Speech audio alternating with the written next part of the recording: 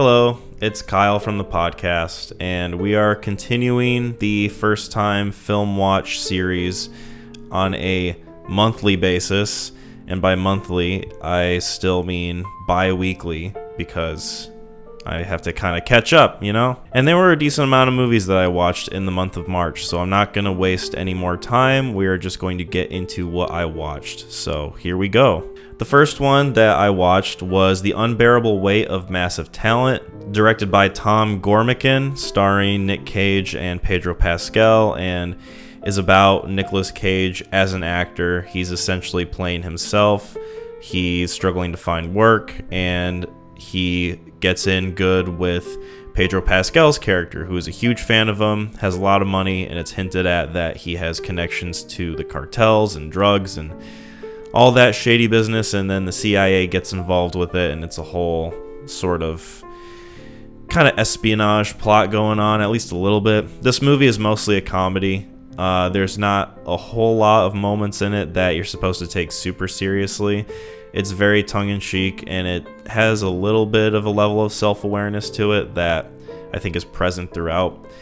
Really, the best part of this movie is the chemistry between Nicolas Cage and Pedro Pascal. I think that those two as the leads are really good at bouncing off of each other, and the characters that they play are pretty compelling to watch when they're around each other, and that to me is the biggest strength of the movie. And Nick Cage has his moments where on his own he's just his usual zany, kind of wacky Nick Cage self, and Pedro Pascal always gives a good performance from anything that I've seen him in. I still need to watch the Last of Us series that he's done.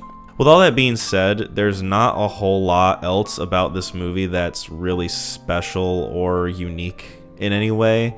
I thought that Tiffany Haddish's character was pretty annoying, and I wasn't a huge fan of a lot of the other supporting cast members. I really just don't think that they stood out too much in the way that Nick Cage and Pedro Pascal did in this movie. They really help elevate this film. If their chemistry wasn't as good as it was, this movie would be pretty forgettable, and nobody would really talk about it as much as they are, which I really haven't heard that many people talk about it, but, you know, oh well. All that to say is that every other aspect of the film, at best, is fine. It's shot competently, but it's not super unique. It almost kind of feels pretty flat, and just some like technical aspects and stunt work that could have been done much better, could have been shot in a more compelling way. A lot of the music and the soundtrack is pretty forgettable. There's like one moment where it's been kind of memed on, where they're driving in a car and Nick Cage looks at Pedro Pascal and they have like these very opposing attitudes towards what's happening. I'm sure you've seen it if you're familiar with the meme at all, but other than that one moment, maybe the music doesn't really stand out or is anything super unique. So that one I gave a 7 out of 10. It's definitely closer to a 6 than it is an 8. It could have been a lot better, but you know, it turned out how it turned out, so I'm not rushing back in to see it again. That's the thing, which is kind of what's making me bring it more towards a 6 than an 8, but who knows, maybe I'll watch it again, maybe I'll like it more, but I somehow doubt that. Next up was Women Talking, directed by Sarah Polley, and this was a nominee for Best Picture, and I think it got Best Screenplay. I think it was original screenplay that it got. I don't remember 100% right now, but it's essentially a period piece, or at least it's framed almost as a period piece. That I don't want to get like too much into the details of the story in case people haven't seen it. I want you guys to check it out for yourself, just in case you're interested in this type of thing. The acting is really well done. I think that the standout to me was Jessie Buckley. I think that her character and her performance is the most compelling in it, and I think that Rooney Mara does a really good job of playing that character. Although I will say, in terms of acting, I think that Jessie Buckley really outshines most everyone else in this film. What's really funny to me is Frances McDormand, and we've talked about this on the podcast too, but Frances McDormand was heavily marketed in this movie as like being a pretty big character and a pretty central figure in it, and She is in the movie for maybe 5 minutes. And I'm not even 100% certain about that. Like, her presence in the movie is so minimal, and her character is just not there for most of it. Yet, she's almost the face of this film, which I find kind of ironic, because she's such a big name and because she's such a star amongst the award crowd, you know? But going back to the movie itself, I think that the acting's great. The writing is good in many parts. In other parts, it almost feels like this type of movie is almost too well written, and let me explain what I mean by that. You get a movie every once in a while where the dialogue and the writing feels very natural. It feels like the characters could be people that you meet in real life. They're so well written. And then you get a movie like this where the characters are pretty well written and the dialogue is interesting, but it almost flows too unnaturally well, at least to me. I know it's a subjective opinion and people have their different viewpoints on this, but it was almost the same issue I had with Birdman, where a lot of the dialogue just felt a little too clean and a little too unnatural to me. And I think that that's really what kind of prevented me from fully enjoying this movie as much as I would have liked to. There's also some pacing issues that I have with it because it's a very dialogue heavy film, and because it's shot in very simple, very straightforward ways, like the cinematography isn't anything too special, and it's kind of a drab movie in terms of the color palette visually. Because of those elements, the pacing does kind of drag on for a bit too long, in my opinion. I think this movie could have been a lot shorter. All that to say, I don't hate the movie. I think it's enjoyable to an extent, but I'm not going to find myself jumping back into this one anytime soon, really. I might see some clips here and there of Jessie Buckley's performance and some of the acting and a few different scenes here and there that I liked, but overall, I just don't find myself as compelled or as interested in this movie as I would have liked to have been. So this one I gave a 6 out of 10. Next film I watched was A Knight's Tale, directed by Brian Helgeland, however the fuck it's pronounced, and it's a kind of almost comedic medieval period piece film that stars Heath Ledger, and he's trying to win this jousting tournament and win over the heart of the love interest of the film, whose character and actress I totally forget. This film I watched because it's one of Megan's favorite movies, and she suggested that I watch it one day when I asked her, hey, what movie should I watch? I have free time. I don't really have any sort of specific film I have in mind to watch, so what should I watch? And she suggested this one because it's a favorite of hers, and I can see why she likes it, because Heath Ledger is a very handsome boy, and it's got a lot of romantic elements in it. It's kind of goofy. It has a level of self-awareness that I think gives it a lot of fun and a lot of entertainment throughout it. A lot of the characters are written in a very comedic way, and it's not really taking itself too seriously, which I appreciate about it. The tone to me is pretty mixed up. At one point, it'll be a comedy, very tongue-in-cheek, and then the next point it'll be a romantic drama, and then at the next point it'll be sort of a medieval like power struggle, and there's just a few things about it that feel really messy, and the structure isn't really there all that much, or at least it's not well maintained, at least to me, and I don't find myself excited to revisit this anytime soon. It's a very kind of really cheesy type of movie. I don't think Heath Ledger is bad in it, but there's definitely not a whole lot of room for character growth or development or really any sort of nuance to it. His character just kind of fumbles through everything, and a lot of what he accomplishes are because of his friends, and to me that kind of makes him a weak lead character. There's a lot about this film that I don't really remember, so I'm not going to get too much into it anymore from here on out. So I gave this one a 6 out of 10. And it's fine. It's whatever. It's not a bad movie necessarily. It's just really corny, really cheesy. not usually my type of thing. Next up is Metal Lords. It's a Netflix film that was directed by Peter Sollett. I don't know how to fucking pronounce any of these names, so you're just gonna have to deal with it. It's about these like outcast kids that are trying to start a metal band, and they're trying to get into a competition at school. It's like a battle of the bands type of thing. And it's not good. It's not a good film. I don't think it's the worst thing I've ever seen, but I think the characters in it and the way they're written are just really kind of annoying, and they prevent me from really getting anything out of this film. It's pretty standardly shot. The soundtrack, despite it being a movie about music, isn't great or really doesn't fit with it all that well. It doesn't really feel like it knows what it wants to be. It almost has the same issue that I Used to Go Here has, which was a movie that starred Gillian Jacobs, where the tone of it kind of felt all over the place. It didn't really know what it wanted to be about. Did it want to be about like these guys' friendship? Did it want to be about the romantic interest? Did it want to be about going up against the popular kids? And a lot of what it chose to do kind of felt like they wanted to include all those different elements, but it didn't really know how to mesh it all together. It's a film that's ultimately forgettable. I found myself wanting it to be done like halfway through, and at a certain point I was just checked out. I do appreciate some of the acting, especially from the younger actors. Hunter was pretty annoying, but I do like the main kid, who I don't remember his name, but I know he was the main kid in the first It movie.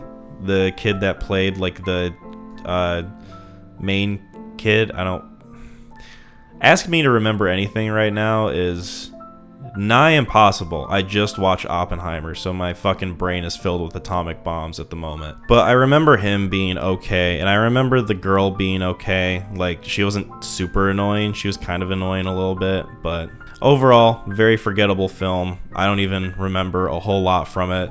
That's kind of the issue with doing these types of videos, is that a lot of the movies that didn't leave much of an impression on me, I don't fucking remember, so good luck trying to get anything out of me as far as info. I can just kind of relay how I feel about it and then move on from there. And speaking of moving on, I am going to do just that with Metal Lords. This is a 4 out of 10. Next up was Triangle of Sadness. You can kind of see a trend of the films that I watched around this time. It was a lot of Oscar-nominated films, Best Picture-nominated films, just different award accoladed things that I wanted to check out. Is accoladed even a word? I don't know, but we're just gonna roll with it. I'm gonna try to get through this, hopefully in a quick manner, because the last video took a little bit longer to make.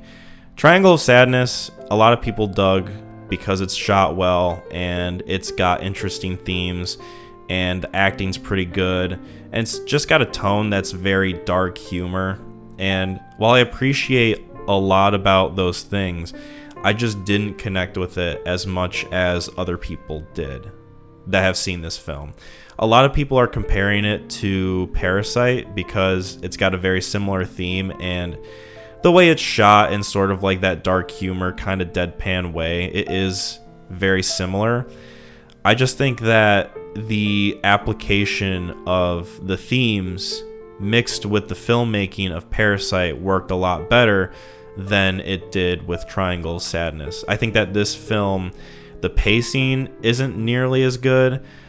I think that there are not really any interesting characters to watch and care about, and since I don't care about any of the characters, I'm not really attached to anything that's going on in this movie. I think a big problem for me with this type of film is if you're going to tell this type of story where it's these people kind of trying to survive in this situation, then I need to have something to care about or affect me in any way. Because when these things are happening and these characters are doing things that are supposed to affect you, and you don't feel any sort of emotional connection with anything going on, then I think it just kind of falls flat. And that's not to say that a movie has to have characters that you like or care about. Like, that's not the case at all.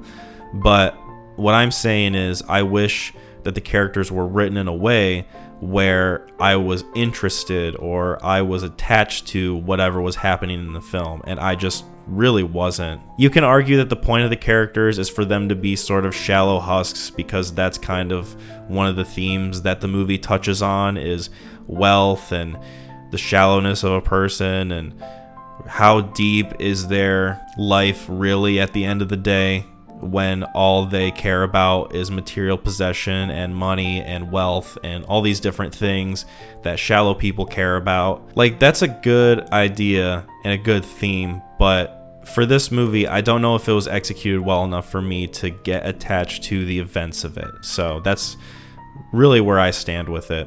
Other than that, the acting's good. I like that they included my boy from Pusher 3. I forget his name, but he's the main character in that film, and I like that they included him. He was kind of fun. And rest in peace to the main actress who passed away. I'll put her name up on the screen because I forgot that too. And I would look it up on my phone, but that's what I'm using to record, so... Hi. But yeah, Triangle of Sadness, 6 out of 10. I wish I liked it more.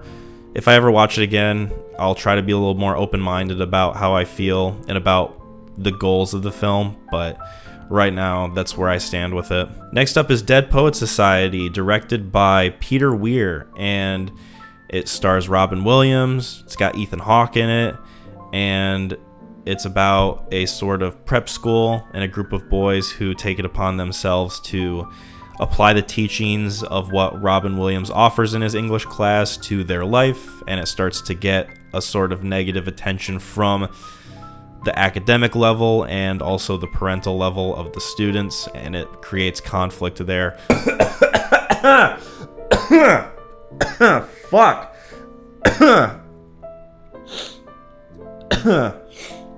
Jesus Christ. I really love this movie. I think that it is really well done in terms of the visuals. I think that it nails the aesthetic of it. It kind of gives it almost like a slight gothic feel that you get with that type of setting, where it's an older private school environment with a lot of history. It's like a boarding school, and it gives you that sort of sense of wonder, and it's got a whimsical element to it that I think works really well throughout most of the film, and you're affected when there's sort of a tonal shift most of the way through, and then something happens. I'm not going to give anything away, but it makes it really effective. I like the characters. I think that they're all pretty well written. They're all very well acted, and I think Robin Williams as that character is perfect for that role. Like, I can't picture anybody else playing that character besides Robin Williams. I just think overall the elements of the film really come together in a near perfect way, and I think that if you enjoy those types of movies where Robin Williams plays those types of characters, you know, something like Good Will Hunting, then I think you're going to enjoy this film. So Dead Poets Society, I gave a 10 out of 10. I think you should check it out as soon as you get the chance. Next up was Cocaine Bear, directed by Elizabeth Banks, and this movie was kind of trash. The biggest issue I have with it is that it marketed itself as this kind of balls to the walls premise of a bear on cocaine, which is, I guess, it's like based on real events, when really what happened in real life is just a bear found a brick of cocaine, and it probably ran around a bit and then died because it had too much cocaine. And this movie takes that concept and obviously elevates it to another sort of hyper-realistic level. And I just think that, for me, the biggest issue with it is it takes that premise and it just absolutely wastes it. Like, it doesn't really do all that much with the idea of a full-grown bear being under the influence of cocaine. And it's set up like a horror movie at a lot of different points in this film, where the bear is supposed to be this kind of monster hiding in the shadows, and it causes chaos, and it kills people, eats people, rips them apart with its claws. And those parts, while they're fun and while they're goofy and while they're purposefully tongue-in-cheek, they are very few and far between. There's a lot more characters in this film than I expected there to be. And there's a lot more focus on these different people in this film that I just didn't give a shit about. At points, it just felt like your middling, kind of underwhelming drug trafficking story with like Ray Liotta as like this drug boss, and Ice Cube's son is like his henchman or whatever, and he's got to go get his son, and then Carrie Russell's running around trying to find her daughter. And it becomes a whole mess of these different things that don't have anything to do with the cocaine bear. Like, there's not much in the way of connectivity there other than the fact that it's just around. There's a lot of stupid things in this film, like towards the end. I'm not going to spoil it, but you find something out about the cocaine bear and it just makes it really dumb. It's so fucking forced and ham-fisted. There's things that happen that are just borderline illogical, obviously, with a movie like I'm not talking about the premise of the cocaine bear itself. I'm talking about just like character decisions and things that the characters do that to me just don't make any fucking sense at all. There's some points where it's fun. There's some points where the bear is on a rampage and it's goofy and it's kind of fun to watch, and it's got a little bit of that in there. And there's some points even where the special effects on the bear don't look too bad. Like when it's in the dark, it looks a lot better and has sort of a kind of effective scene where it's like hiding in the shadows and it kind of lurks out, and there it's kind of fun, but that's only once in the film, and the rest of the movie is just complete schlock and a waste of time. So I don't suggest you watch this. This is a 3 out of 10 for me. I'm never wanting to watch this movie again, but you go for it. Whatever. I do not care. Next up, we have Fallen Angels, directed by Wong Kar-wai, and is about these two people. One is an enforcer, the other is kind of his boss, and she sends him often on missions to assassinate people, but they kind of pine for each other, but they don't really know that they pine for each other, and there's kind of like the sense of lost love there. It's a very heavily tonal film. The tone of this is really the most prolific thing about it, and I think that it nails what it's going for, which is sort of like that always nighttime element where these characters just feel lost and they wander around, and it's always dark, but there's always these like neon fluorescent lights going on, and it always just feels like the world that they're in is very lived in, and I really appreciate that aspect about this movie. The characters are very interesting. There's this one character, he's like one of the main characters, where he's just kind of crazy and he does all these crazy things, and he's way too extra for everyone else around him, but that creates a sense of loneliness. But he's also sympathetic in that you get the sense that he really cares about his father, who he lives with, even though he gives his dad like a really hard time. And there's just something about it that's really endearing in a twisted way. I think that for a lot of people, this movie could turn them off from continuing to watch it after a certain point, because you almost have to kind of sit back and ask yourself, what's the point of this film? Why am I watching this? Is there any sort of through line? Is anything going to lead to anything specific? And I think it's one of those films where it doesn't really concern itself with that. It just kind of helps the audience experience these characters and where they end up, and leaves it up to them to make their own interpretations of what's going on. And I think that's really cool. There's some things about it that I wish I could have connected to more. Like the characters I wasn't super attached to. I just found myself more interested in where they were going, not necessarily like what was happening to them, or really not caring all too much with what the end result was. For example, there's a character death in the film, and I'm not going to specify what it is, I won't spoil it, but when that happens, I almost kind of expected it to happen, and I really didn't find myself too attached to that character in order to feel the level of emotion that I think the director wanted me to feel. So there's a little bit of an element of detachment that I have with this movie, just inherently, based on how they handle the characters. But overall, I really enjoy this film, and I think that if you're a fan of this kind of tone and atmosphere and looking for a movie about lost souls that are trying to connect with others but just completely failing at it, then I think that this movie is one of the perfect examples that you can get. So I gave Fallen Angels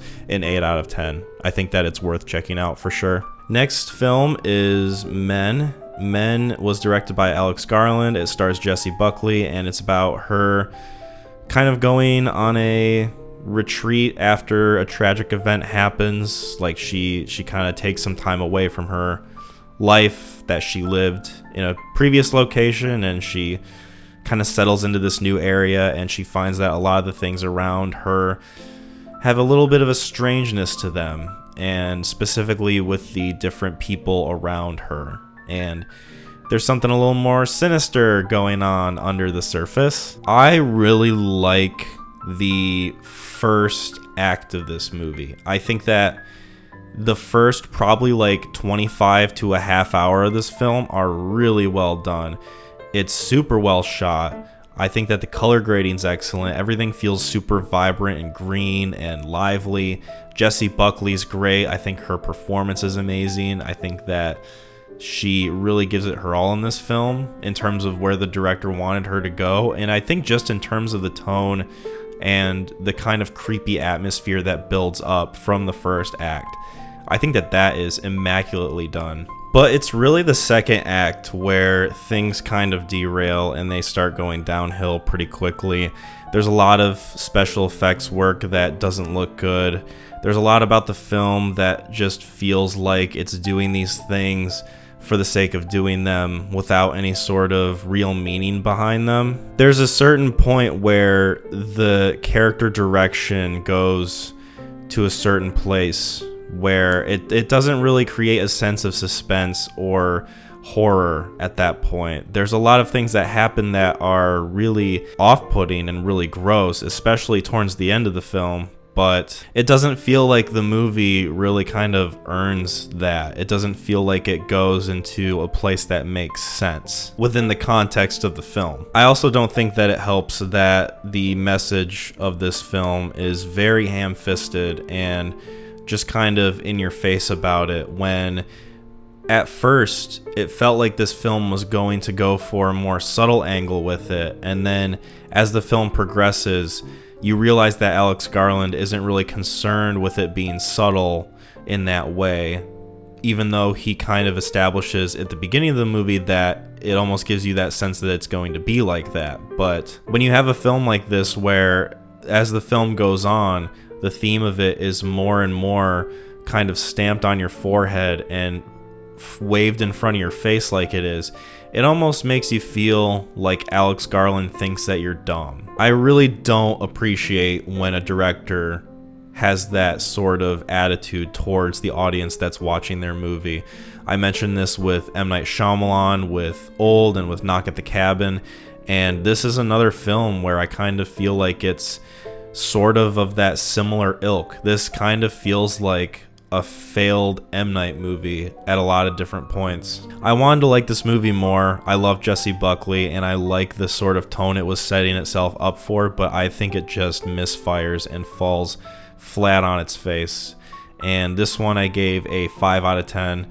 I don't think it's necessarily a bad movie, it just didn't live up to what I had hoped it would be. Next up is Last Days, directed by Gus Van Sant, and I'm not going to talk about this one too much because we had a whole podcast discussion on it, but it's sort of a not so subtle Kurt Cobain story starring Michael Pitt. I like this movie overall. I would say there's some things about it that almost make it feel a little too indirect with the storytelling and kind of creates that distance between the audience watching it and the story that's being told on screen. Like, you're almost supposed to be watching these events as if you're a fly on the wall and taking everything in on the surface, but sort of making your own interpretations about what the characters are thinking, what they're going through, what's going on with this character, and making you think about the different implications surrounding Kurt Cobain's death, or at least this character's death, who I think is named Blake in the film. There's a lot of different filmmaking choices that I really love, and there's some filmmaking choices that I really don't love. An example of something that I really like that this film does is that it takes a couple scenes and it sets the camera up and either keeps it perfectly still or very, very, very slowly zooms out, and these sequences of music plays, and they're very compelling to watch, not just in terms of music, but in terms of the scene itself, how it's framed, and just the different things going on. It sort of has a build up to it, and it has kind of a feel that reminds you of the type of music you would listen to from Kurt Cobain and Nirvana and all these different things, kind of like that grungy aspect to it. But there's something quite interesting and beautiful about it, and I don't know if I can properly put it into words. And then you get some filmmaking where the character passes by a bush and then the camera stops and lingers on the bush for like 20 seconds, and you're thinking to yourself, all right, Gus, I know you're trying to be really unique and different with these types of shots, and you're trying to like invoke something from the audience that you wouldn't normally get from most types of movies. I get it, but I don't know if that's the right choice, man. I don't know if that's it. This is also the last film in Gus Van Sant's Death trilogy. So the first one, which we're going to talk about later, Gerry, and then the second one was Elephant, which I think I covered in my 2022 first time film watch video, which is 4 hours long. Be sure to check that out if you haven't already. Spend all day listening to it. I don't give a shit. You have time. And then he caps it off with Last Days, which they all touch on death in another kind of perspective for each film and offers a different story each time, but revolving around the same kind of aesthetic, the same sort of filmmaking, and the same themes, obviously. And I think that this one is the strongest out of the trilogy. It's the one that's lasted with me the longest, and I think that it's the one that has made me think back on it multiple times, more so than the other two. So I think that that is something right there worth noting. For Last Days, I gave it a 7 out of 10. It's closer to an 8 for sure than it is a 6, and I really enjoy it.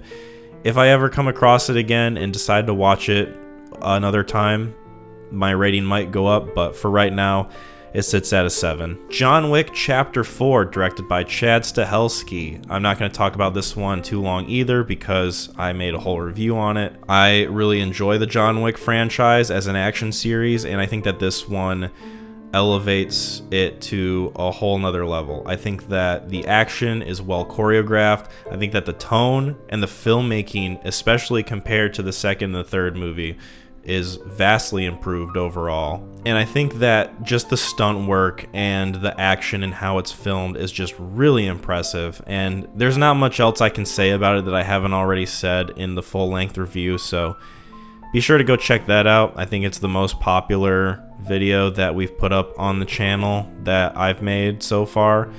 I mean, we'll see how things go from here on out, but I really enjoyed making that video. So John Wick Chapter 4, I gave a 9 out of 10. I think it's great. I really enjoy it, and it's my favorite John Wick film throughout the whole series. At least so far. Let's see if they make a fifth one. I kind of hope they don't. I like the way that this film ended, and I like that it did it in a way where you can get this set of 4 films and they feel like they're pretty cohesive with each other and the quality is still there. I do not want another film to come out to where the quality doesn't match up with the other 4 films, and then as a franchise it just kind of takes a dip. I don't want that to happen. So if they decide to make a 5th one, they really got to put everything that they can into it. Otherwise, it's just going to suffer inevitably.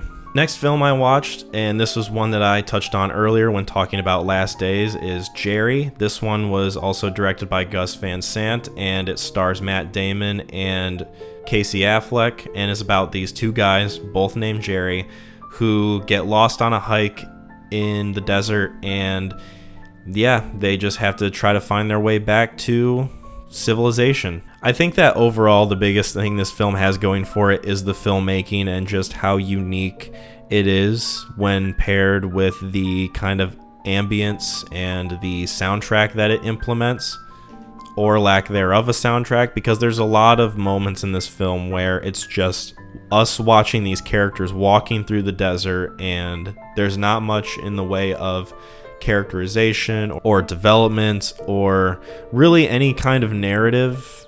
Really, it's almost like an anti-narrative film where you're purely just watching these characters trying to find their way out of a shitty situation. And while I think that the filmmaking is really impressive and compelling to watch, I don't know if the whole movie justifies that being that way. Really where it starts to drag is the pacing and the repetitive nature of it, because you're watching the same thing essentially just filmed in these interesting, unique, different styles. And I think that after a certain point with a movie like this, you almost kind of need something to make it stand out and to make it fresh and interesting and not so repetitive when you're watching this thing play out. I like Matt Damon and I like Casey Affleck. I think that they do a decent job, but this movie doesn't really give them a whole lot of room to perform, essentially. There's a few moments here and there where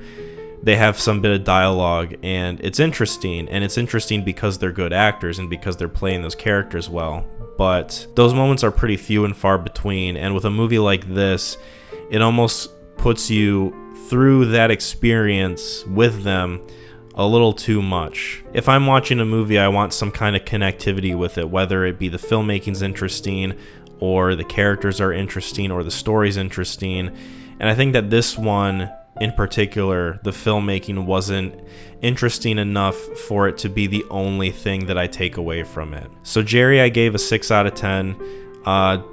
Definitely a solid 6. It's not close to a 5. It's not close to a 7. I think it's a good film overall. It's just one that I really didn't find myself wanting to come back to when it was done. The last film that we're going to talk about that I watched in March is Brian and Charles, directed by Jim Archer, and this is the feature film version of that movie. And in the April video that I make, we're going to talk about the short film. I think that'll be the first one that I cover. But going back to the feature film, I thought it was a fun time. I thought that the characters, while there's not a whole lot of characters, it's mostly just Brian and Charles, they're very interesting, and I like the way that they're played, and I like the way that their personalities bounce off of each other. I think that's the strongest thing that this film has going for it in terms of the writing and the characters. As far as the filmmaking goes, it's sort of a kind of, I don't want to say standard, but it's a very sort of straightforward, kind of lower budget indie film where there's not a whole lot in terms of locations, there's not a whole lot in terms of scenery, but what is shot is very nice looking, and you can tell that they put a lot of work into creating this type of tone for this type of story. And compared to the short film, I think that it offers a lot more, obviously with the longer runtime, but in terms of just the filmmaking itself, you can tell that it's vastly improved. They got a lot more equipment, they got a lot more talent to set these things up and to display it throughout the feature film. And I think that it's really compelling for the most part. I think where this film kind of loses me sometimes is some of the humor doesn't quite land, and while it is funny and the characters are interesting and their dynamic is funny, a lot of the intended humor just isn't quite there for me. And I don't necessarily think it was bad, it's just not something that I found myself laughing at super consistently throughout the entire thing. And when you have a movie like this where it's just inherently goofy and it's supposed to be comedic in this way, then I would like something that would consistently make me laugh throughout most of it, you know? There's some things in the script that feel pretty convenient, like there are events that take place that feel like they have to happen, and because the script says that they have to happen, then these things just pop out and the story goes in a direction where it says it needs to. It doesn't really feel super natural in that way. I'm not like supernatural like ghosts or anything, but you know, like it doesn't feel like the script goes into the story in a natural way, as natural as I would have liked it to. I think that overall it could have flowed a little bit better, and therefore the pacing could have been a lot more light in terms of that sort of thing. But overall, I enjoy this movie. I think the characters are fun, and for it being a sort of low budget, kind of whimsical indie film that I think anybody of any age could enjoy, I think it does it pretty well for the most part. I also like the way that the main character, Brian, is written in this one compared to the short film. In this version of Brian and Charles, he's a lot more lighthearted. It feels like he has a softer personality, and that through line is kind of carried throughout the entire thing, almost to the character's detriment, which makes him feel like a real fleshed out person, and I enjoy that because of how the movie handles it. So Brian and Charles, I gave a 7 out of 10, although I for sure would say it's closer to an 8 than a 6. This one I enjoyed quite a bit. I don't know if I'm super excited to jump back into it, but it's one that I oftentimes think about just in terms of movie making and filmmaking in general, and the sort of ideas that go into creating a small budget film. So that one I liked quite a bit. And that is it for the March 2023 first time film watches. Thank you guys for checking this out. Hopefully this video turns out well. Let me know in the comments, and I will come out with the April video 2 weeks from now. So until then, check out the podcast. We just released an episode on Mission to Mars and Red Planet. It was our 50th episode, which is kind of crazy that we've hit 50 episodes for this long now. It's almost kind of funny to think about in that way. But if you haven't already, subscribe to the channel. That would be awesome. That would make my teeth happy. That would make my eyes cry. Tears of joy, obviously. Like if you found out that your dog audibly said I love you, like he started speaking English and his first words were I love you. Those are the types of tears that I would have if you subscribe to the channel. But until next time, I'll catch you guys later. Goodbye.